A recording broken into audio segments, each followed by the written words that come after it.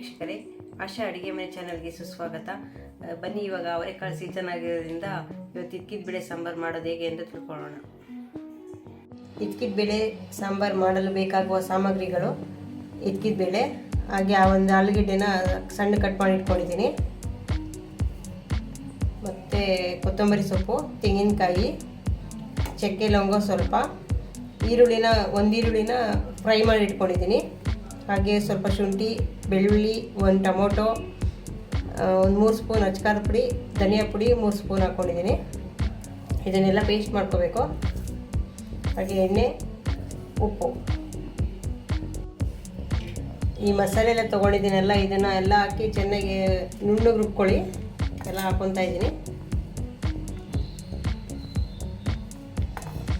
ಇದಕ್ಕೆ ಒಂದು ಸ್ವಲ್ಪ ನೀರು ಸೇರಿಸ್ಕೊಂಡು ರುಬ್ಕೊತಾ ಇದ್ದೀನಿ.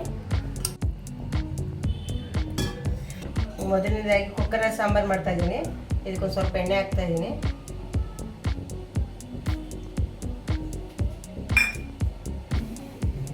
ಇದು ಎಣ್ಣೆ ಕಾಯ್ದ ನಂತರ ಇಕ್ಕಿದ ಬೇಳೆ ಹಾಕ್ತಾ ಇದ್ದೀನಿ.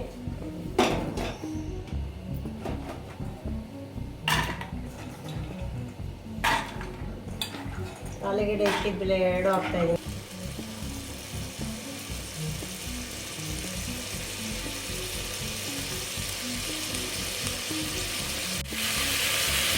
ಇದು ನೋಡಿ, ಇದು ಹೇಗಿದೆ ಇವಾಗ. ಈ ಮಸಾಲೆ ರುಬ್ಕೊಂಡಿದ್ದೀನಿ, ಈ ಥರ ನುಣ್ಣಗೆ ರುಬ್ಕೊಂಡಿದ್ದೀನಿ.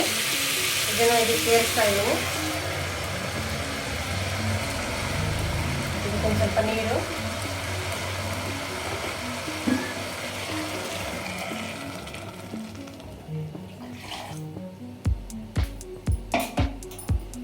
ಹಾಗೆ ರುಚಿಗೆ ತಕ್ಕಷ್ಟು ಉಪ್ಪು,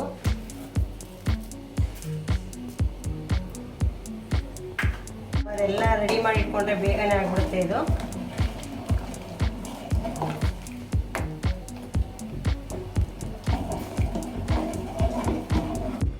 ನೋಡಿ, ಇದಕ್ಕೆ ಮಸಾಲೆ ಎಲ್ಲ ಹಾಕಿ, ನೀರು ಹಾಕಿ, ಉಪ್ಪು ಹಾಕಿ ಎಲ್ಲ ರೆಡಿ ಮಾಡಿದ್ದೀನಿ.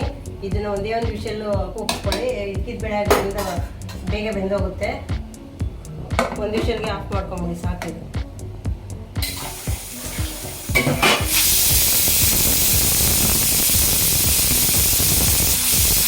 ವಿಷಲ್ ಬಂದಿದೆ, ಇದು ಆಫ್ ಮಾಡ್ಕೊತೀನಿ. ಇವಾಗ ಇದು ಕುಕ್ಕರ್ ಆರಿದೆ, ಇವಾಗ ತೆಗಿತಾ ಇದ್ದೀನಿ.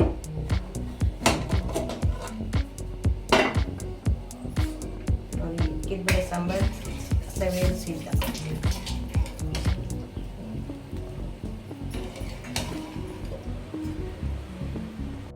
ಇಕ್ಕಿದ ಬೇಳೆ ಸಹ ಸವಿಯಲು ಸಿದ್ಧ.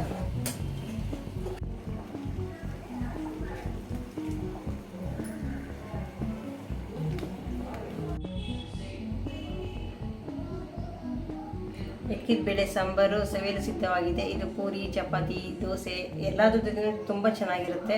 ನೀವು ಟ್ರೈ ಮಾಡಿ, ನಿಮ್ಮ ಅನಿಸಿಕೆಗಳನ್ನು ತಿಳಿಸಿ. ಹಾಗೆ ನಮ್ಮ ಚಾನಲನ್ನು ಸಬ್ಸ್ಕ್ರೈಬ್ ಮಾಡಲು ಮರೆಯಬೇಡಿ. Thank you for watching.